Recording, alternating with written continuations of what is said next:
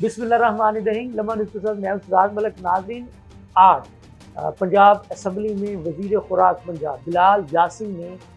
हुकूमत पंजाब का पॉलिसी बयान फ्लोर ऑन द हाउस जारी कर दिया है और उनका कहना है कि इस वक्त किसानों को जिन मसाइल का सामना दरपेश है उसकी जिम्मेदारी निगरान हुकूमत पर आयद होती है, क्योंकि उन्होंने सोचे समझे बगैर किसी प्लानिंग के गंदम दरामद की।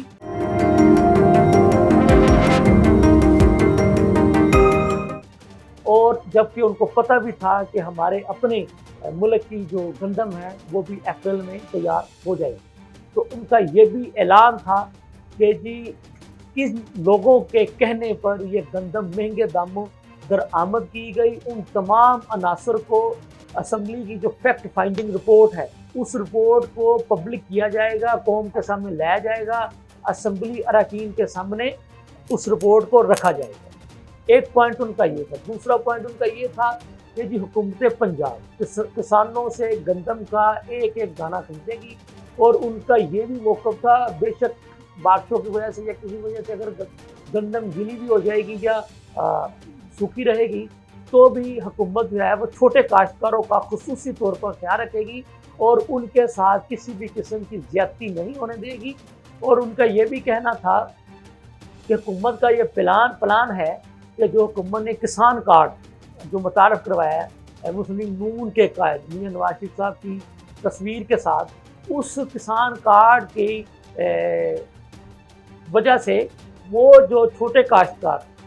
जो किसी न किसी वजह से पिस रहे हैं उनकी नकद जो है ना इमदाद वो भी की जाएगी, मतलब कि उनको नकद रकूम दी जाएगी ताकि उनके नुकसान का जो आप खमियाजा कह लें हर्जाना कह लें वो पूरा हो सके। असल कहने का मकसद ये था उनका वज़ीर खुराक बिलाल यासीन साहब का कि हुकूमत पंजाब किसी भी सूरत में किसानों के साथ किसी भी किस्म की कोई ज़्यादती नहीं होने देगी। नाज़रीन, ये तो था हुकूमती मौक़िफ़। दूसरी जानब जो दिलखराश खबरें हैं वो ये हैं किसानों की तरफ से जो आ रही है वो ये है कि उनका ये कहना है कि जी हुकूमत ने जो रेट मुकर्रर किया था वो तो था 3,900 पर मंथ, लेकिन किसान बेचारे जो है वो इस वक्त परेशानी के आलम में, और इस आलम में कि हुकूमत ने जो ऐलान किया उसके मुताबिक खरीदारी का अमल तो शुरू नहीं हुआ, तो वो जो इतलात आ रही हैं जो किसान बता रहे हैं, मैं नहीं, जो किसान खुद बता रहे हैं जिस वक्त एहतजाज पे बैठे, उनका कहना है कि जी हमारे वो किसान भाई जिनको जाहिर सी बात है उनकी यही कमाई होती है, वो अपने पैसों की ज़रूरत में जिसको जो भी कीमत मिल रही है, अगर किसी को 2500 भी मिल रही है तो उसके भी बेचारा बेचने पर मिल रही है, मतलब खुशी से नहीं मजबूरी से, तो चलो नुकसान ही सही लेकिन कुछ रकम तो आए ताकि वो अपने जो अखराजात जो है वो पूरे कर सकें। बहरहाल ये एक बड़ी गंभीर सूरत हाल है, इसलिए हमने पहले हुकूमती मौक़िफ़ रखा कि ताकि किसान जो है वो किसी के बहकावे में आके या मजबूरी के आलम में अपनी गंदम को औने पौने ना बेचे, हुकूमत पर यकीन रखते हुए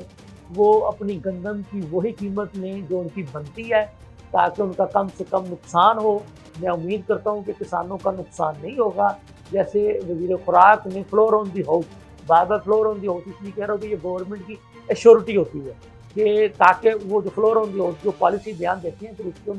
अखलाकी तौर पर भी और वैसे भी उनकी जिम्मेदारी होती है कि अपने उस बयान पर वो कायम रहें और अपने लोगों के साथ ज्यादती ना होने दें। और किसान तो हमारा इस मुल्क की रीढ़ की हड्डी की हैसियत रखता है। अल्हम्दुलिल्लाह हमारा ज़रई मुल्क है, लेकिन अफसोस से ये कहना पड़ेगा कि इस ज़रई मुल्क में किसान जो है वो अपने जायज़ हक़ के लिए भी उसको एहतजाज करना फिर रहा है